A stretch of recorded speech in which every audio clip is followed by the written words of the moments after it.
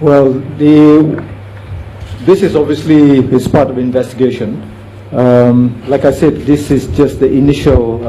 When we listen to the initial recording, we suspect it was the co-pilot making the last call. Okay.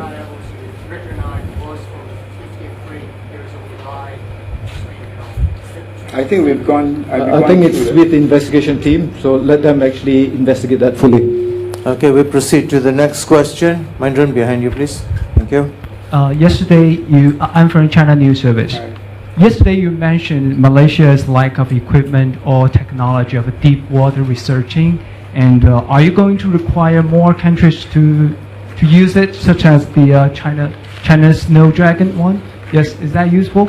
Yes, China is fully aware of our requirements, both at the moment and the possibility of deep sea search and rescue. The idea of ping locator is one asset which is immediately required to identify where the black box is within the 30-day period.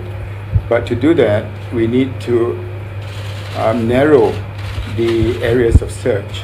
So we are focusing on the credible information that was given to us by the Australians who are leading that quadrant. And if we can narrow that, then we'll be in a better and a stronger position to know what sort of equipment that we need. But I can assure you that the Chinese authorities are more than willing and have been very cooperative. You are not doing this right now, right? No, I cannot. Okay, your question, sir. Dimitri Sevastopoulos, Financial Times. One of the difficulties with the search is that the planes can only spend 2 hours. Sorry, back here. One of the difficulties with the search is that the planes can only spend 2 hours in the region when they get there. Why has the Pentagon not sent refueling tankers so that the planes can spend longer time in the area? And are you going to ask Defense Secretary Chuck Hagel to do that when you talk to him tonight? After your question, I probably will. But has that been discussed so far? Because it seems like a... I don't, the operational side of it, I do not discuss at the level of Secretary Chuck Hagel. But now that you've raised it, I'll probably raise it with him tonight. Okay, we go to the next question. The gentleman. Zaki, yang belakang tu. Here. Right, sir. Hi, Jake from the Wall Street Journal. Can you give some more details about basing in Kazakhstan? Can you give us an idea of what will be based there, what capabilities they will have, and does that mean that you're shifting focus in some way to the Northern Corridor?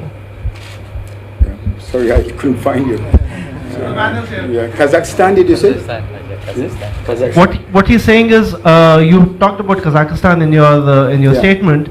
Does it mean that you're, in a sense, returning your focus and attention to the Northern Corridor? No, that just shows that we are concentrating on both corridors. And in relation to Kazakhstan, they have said that they have no news or confirmation that the airplane was in their airspace. And we are awaiting a reply from them as to whether we can use Kazakhstan as a staging point. And until and unless they confirm that, I wouldn't be in a position to say more. So what about the assets? Asking about what assets when... Can you just wait? Please, hold on. Okay, last question from the gentleman there, please. Minister Siva from Reuters. Siva, just hold for the mic, please, Siva. Minister Siva from Reuters. Two questions. There was a report that the pilot made a phone call from the cockpit just before the flight.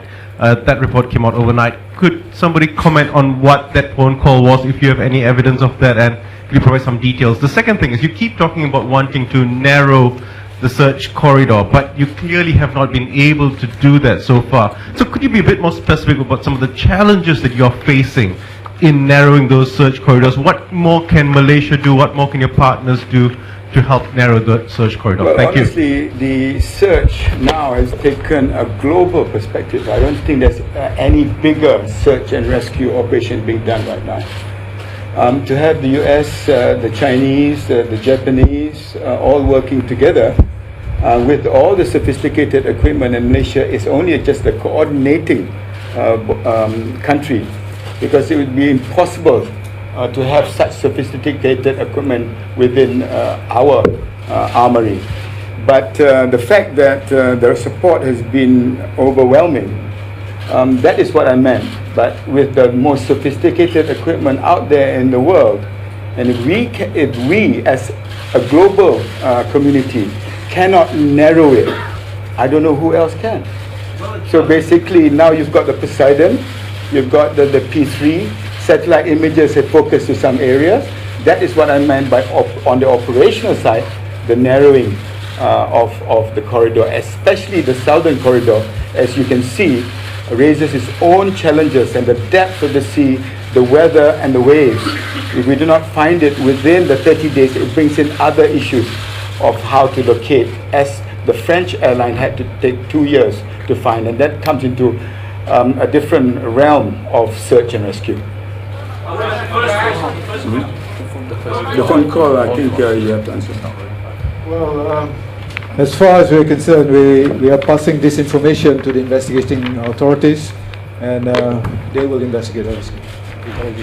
Okay, ladies and gentlemen, see you tomorrow. Thank you. Okay, with that we conclude the session for today. Until we meet again tomorrow. Thank you very much.